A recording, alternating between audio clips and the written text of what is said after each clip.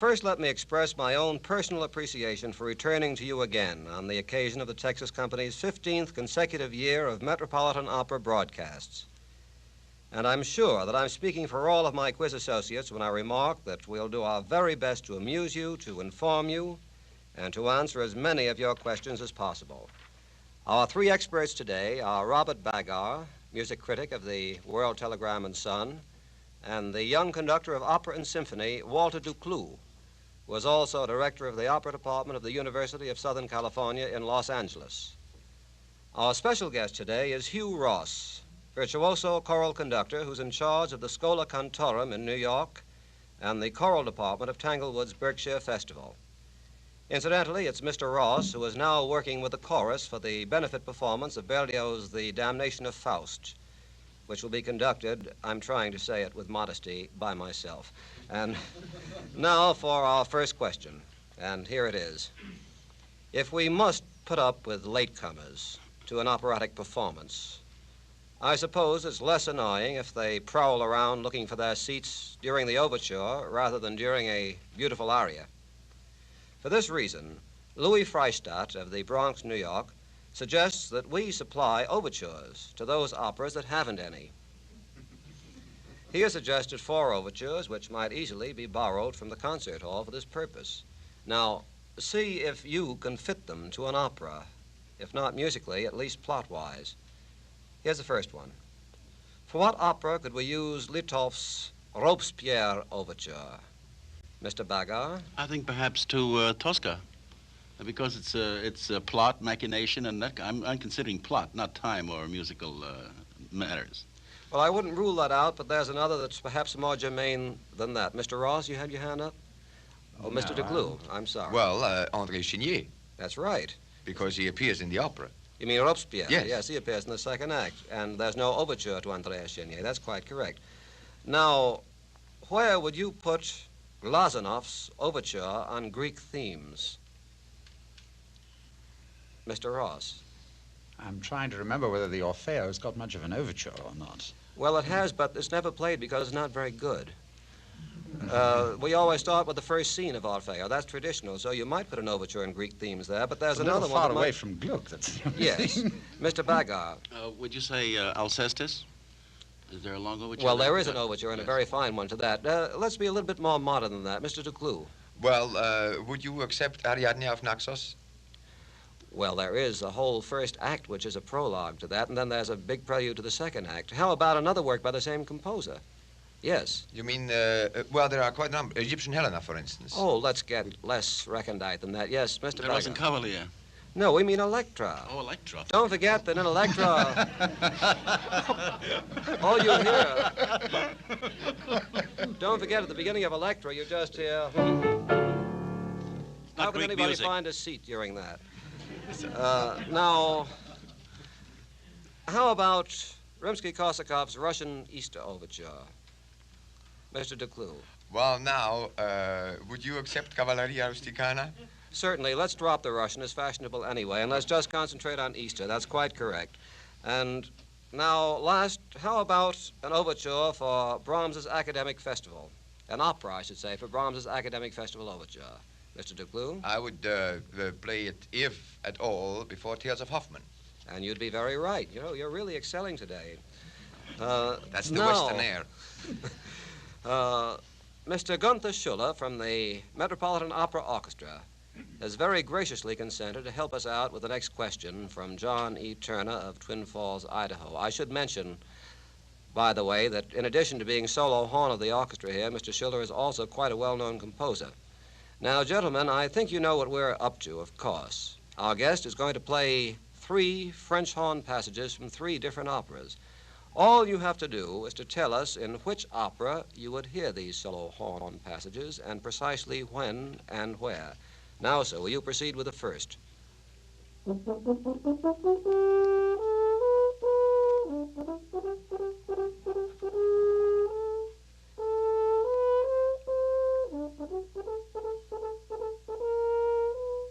Since this isn't television, I think I ought to tell the radio audience that those hands are way up from the first notes. Now, Mr. Bagar. Well, you can't miss it. Comes from 2 operas. Yes. You surprised? No. That's what I'm being It paid comes for. from Elisabetta d'Inghilterra, which were originally scheduled, the overture there, and then it was later put into the Barber Seville. Well, who wrote these overtures? Rossini. All right, yes.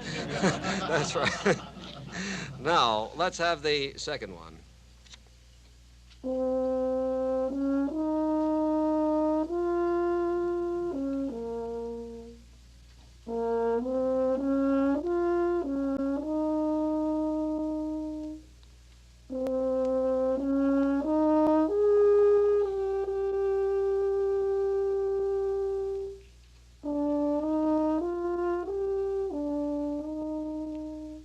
I observe again for the audience that those hands are way up. Mignon. By whom? By Thomas. Very good.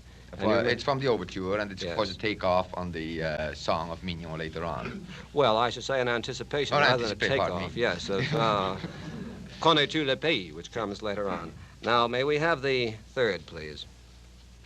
And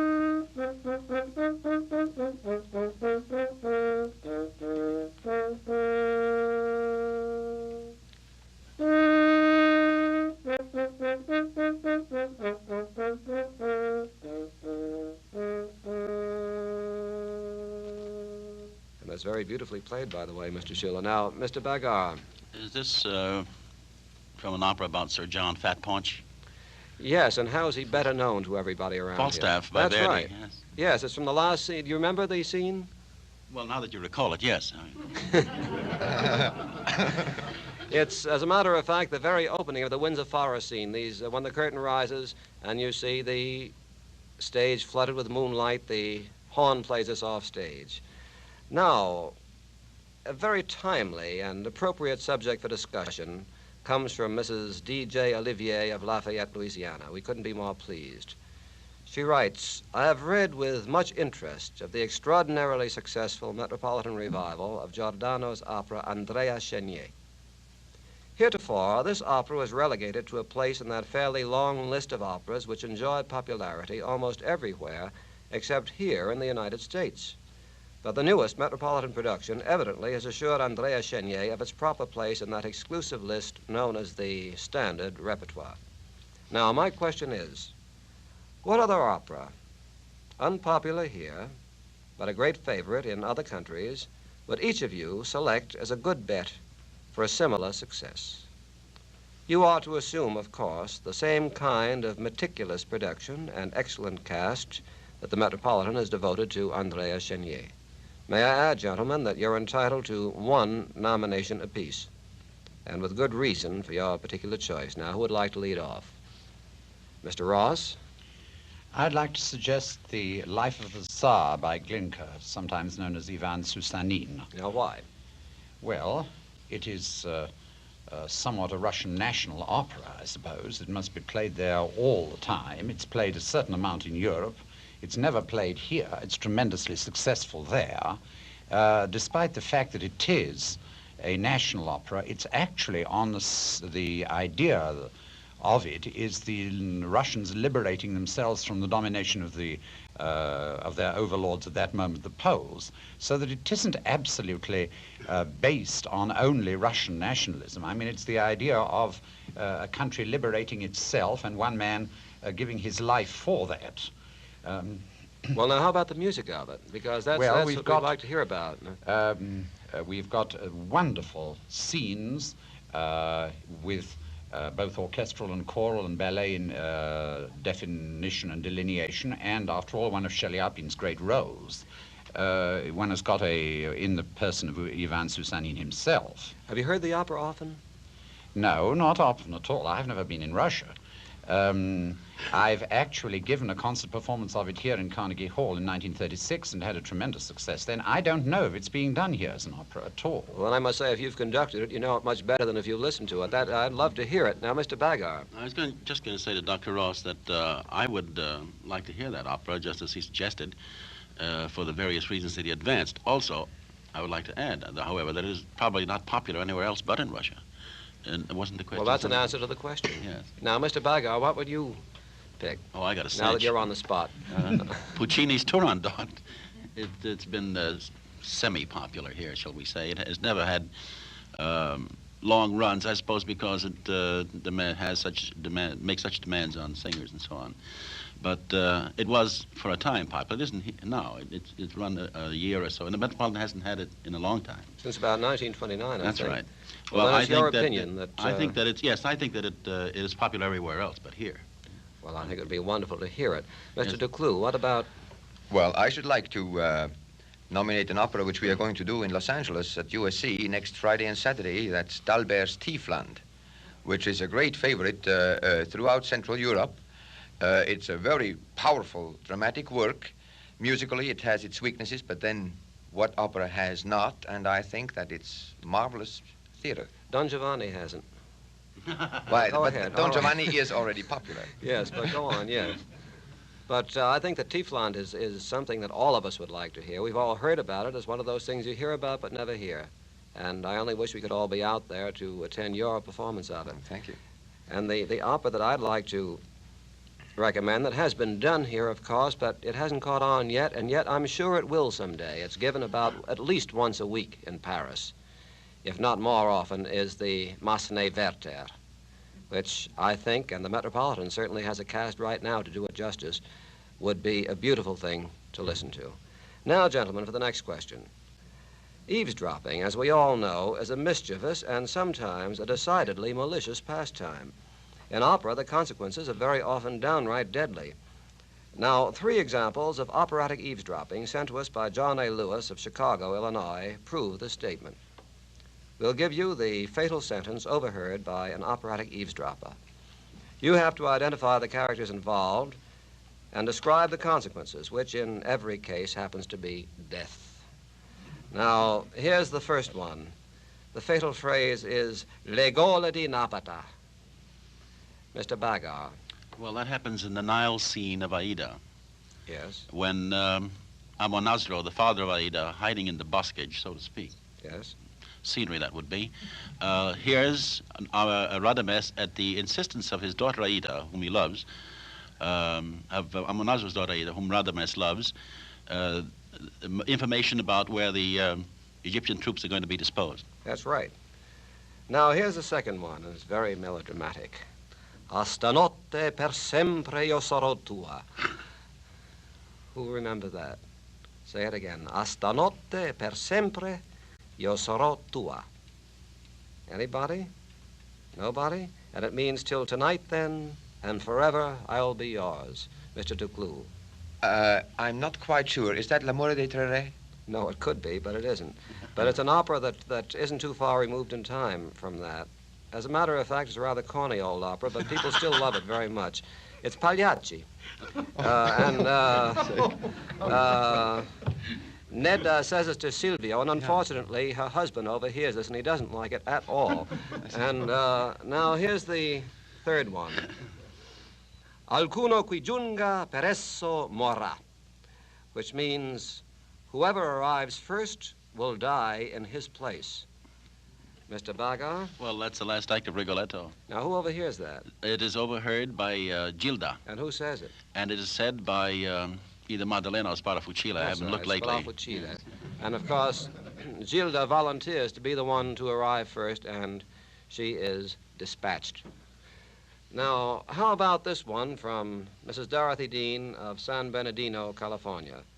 I'm going to play on the piano the choral accompaniments to 3 well-known soprano arias. Gentlemen, name the opera, the aria, and the soprano character in every case. Now, here we are, and I shall play the first one.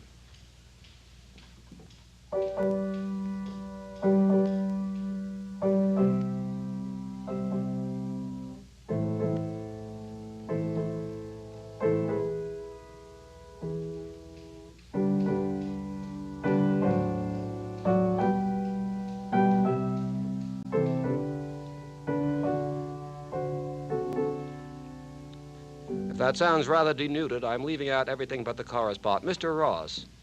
Well, I'm not too sure. It's one of the middle Verdi operas. Yes, come on. Well, you're on the right track. Maybe Forza del Destino? Yes. But I've forgotten what's happening there. Well, You everything see happens in against Forza it. del Destino.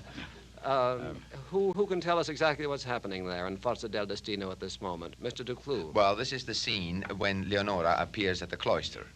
Yes. And she sings over the backstage voices of the monks appealing for mercy and peace. Yes, she's singing the famous aria La Vergine degli Angeli.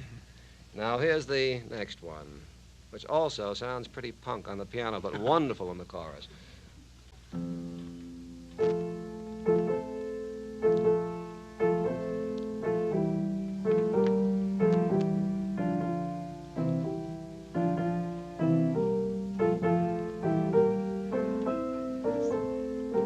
Here's that old choral expert, Mr. Ross, with his hand up. Now, Mr. Ross. Bellini, Yes? Norma, and Castadiva. Yes, Castadiva. And Norma, in the meantime, is singing some very elaborate embroideries above this as the chorus is playing at least singing the background.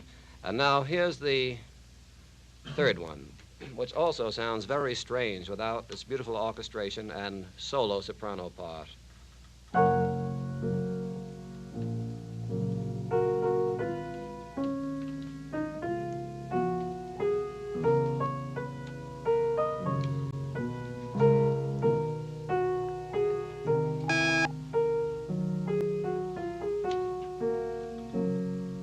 Again, our choral man, Mr. Ross. Mr. Ducloux was before me, though, this time. Oh, well, thank you very much. This is Madame Butterfly. Of course, it is the appearance of Madame Butterfly with also the chorus singing backstage. That's correct, Mr. Ducloux. Well, bless my soul, if that strange noise isn't back with us again, that noise we just heard. And technically, those are chimes. And unfortunately, they mean only one thing, that quiz time is over. Thank you, Hugh Ross, Walter Ducloux, and Robert Bagar. This is Robert Lawrence saying a regretful goodbye and looking forward to being with you again next week.